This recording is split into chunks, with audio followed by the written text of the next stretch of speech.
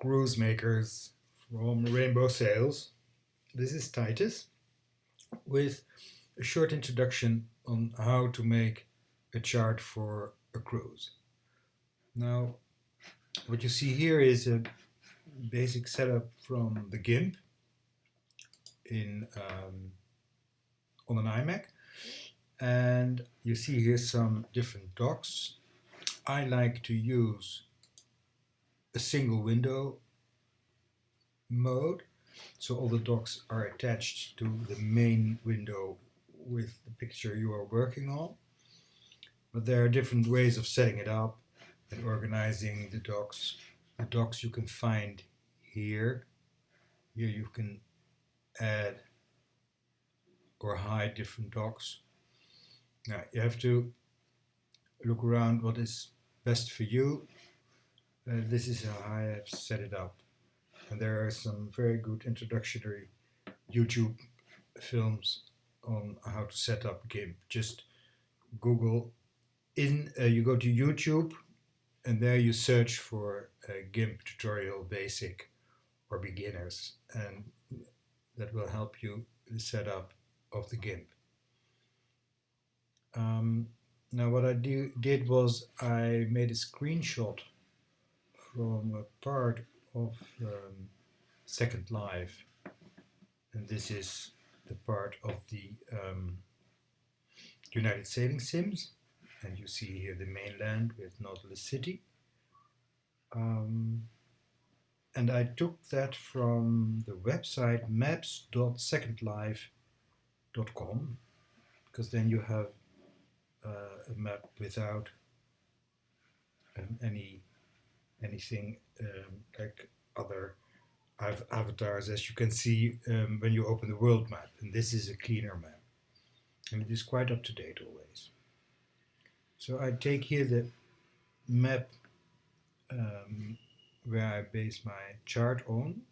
You see here Vindar, and you see here St. Martin, and you see here Crow's Nest. These are our home waters. Now what I do is, just for the introduction of how to make a chart, I will make a short cruise from here in Vindar to via our master location to in Bering to Crow's Nest, and I make here a curved round so to end up here on the east coast of Crow's Nest for a rendezvous, an RV, and then going back home. So it's very short, just so you see what we use for it. And the main but first we have to prepare the picture for it itself. Now later on we will make from our chart a chart HUD.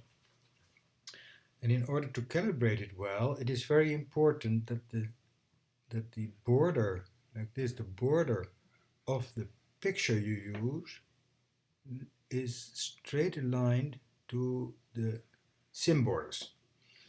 We are not going to use all this for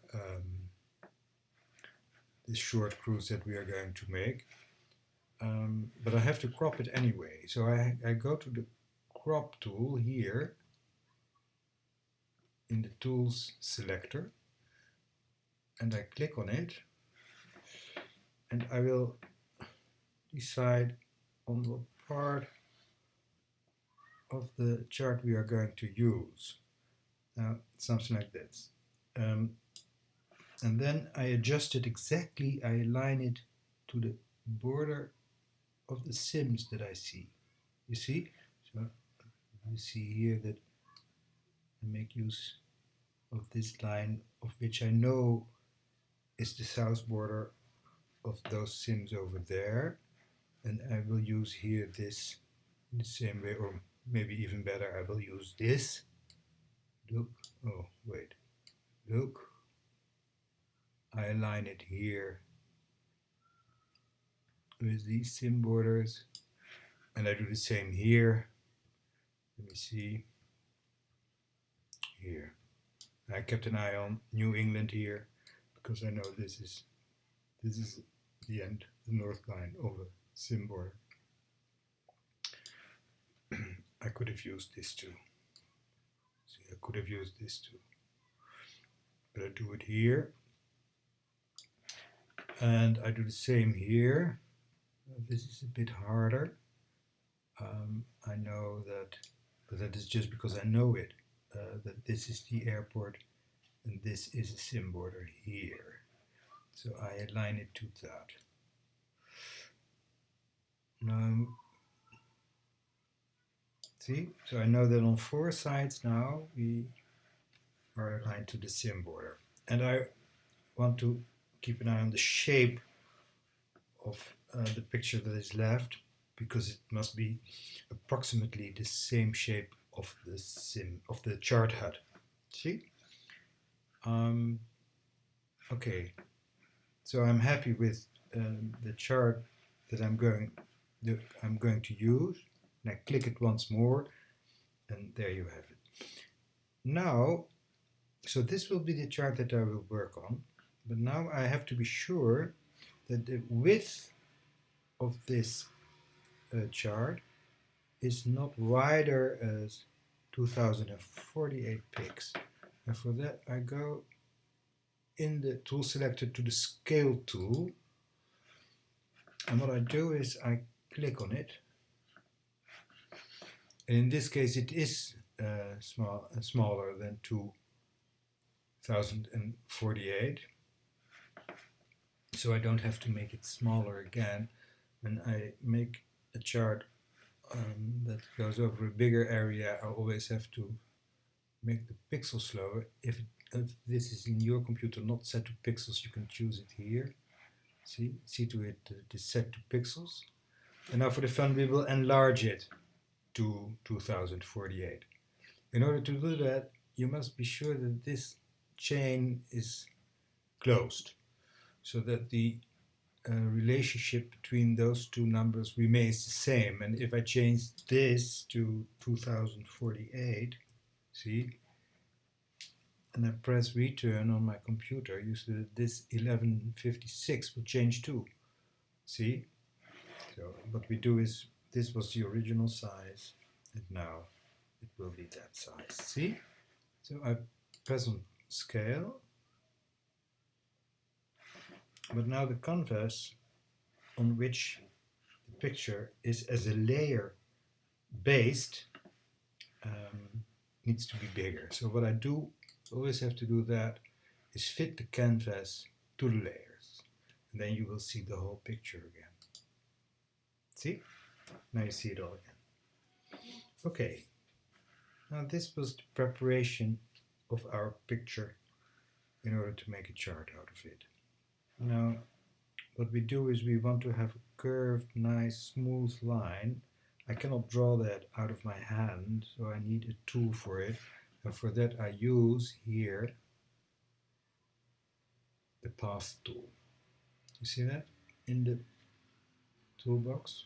So I click on it, and that path I set on a transparent new layer. And for that I go here, and what I do is I create a new layer.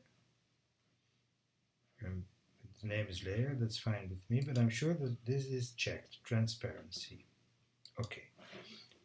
You don't see it because it is transparent, but here on the picture now is a transparent layer. You can see it here.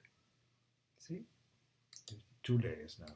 The original, what we will use as the background, and here's the new layer.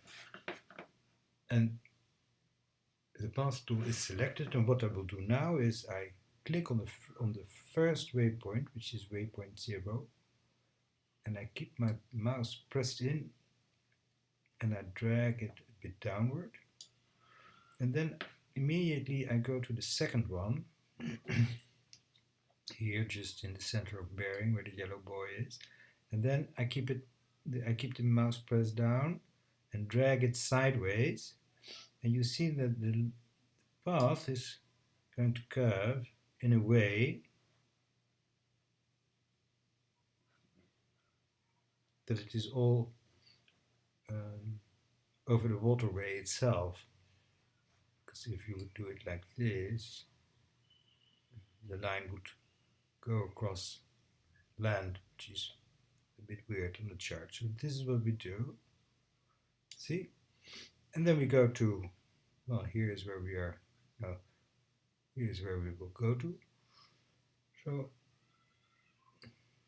here, and then because I want to make a curve, I already make it slightly bent, like that.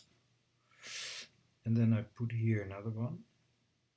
Just fiddle around with it. See? And then this is how you get a smooth line. You can do it here too, because I want to make here like this. A nice circle around crow's nest. And then we want to make the RV1 here. So I press there. No, there are different ways of doing it, but this is nice. Maybe when I should make this a bit shorter, I can do it like this. I can always move this. There's several ways that you can adjust it just until you think, well, that is the way I want it today. These are two handlers, see? Now there's a lot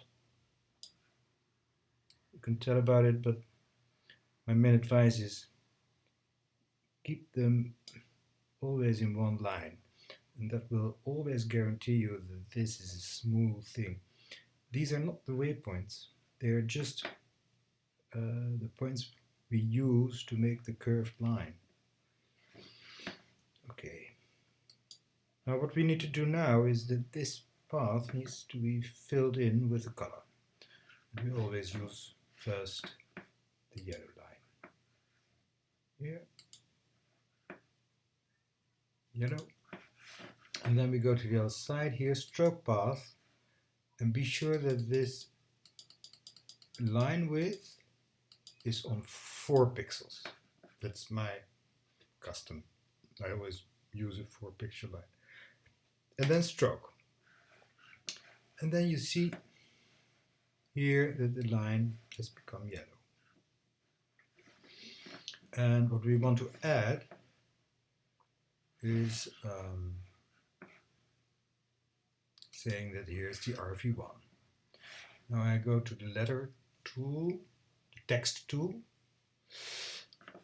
I always use the font sans, and I use size 18 for text in the chart, and the title of the chart I always put also in sans with size 25, but now 18 is fine.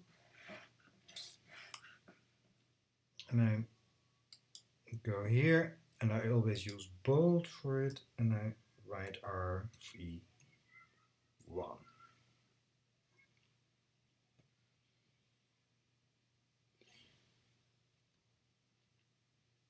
And I'm not happy.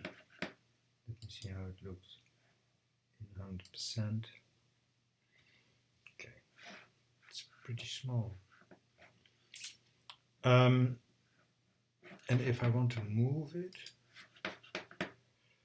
look, I just pick it up and I can move it. Here I use the move tool for that. See? I can move it around where I want. I can always say it's here too. Now let me see.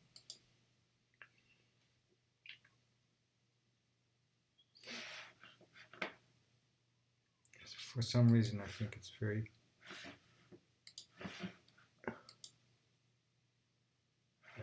this is okay. Okay. What we do now is we go to the second part. I always make a new layer for that, and that is to set up the route going home. So we again take the path tool, and then we go here, we go here,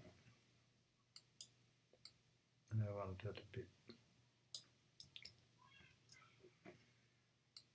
I want that a bit curvy, like that. And I don't like to cross it now. You can if you want, but I don't like it. And then bring it home like this. Now, as you can see, I go overland if I want to keep clear from the yellow line. And now what I do is I take this button and I extend this handler. In that way, I can manage that line pretty well. I need to be sure that the handlers are always in a straight line, because then you keep a smooth line. Okay, we change the color here. Okay, and we stroke the path. We see to it that the width of the line is again 4 pixels. We stroke. And now you see here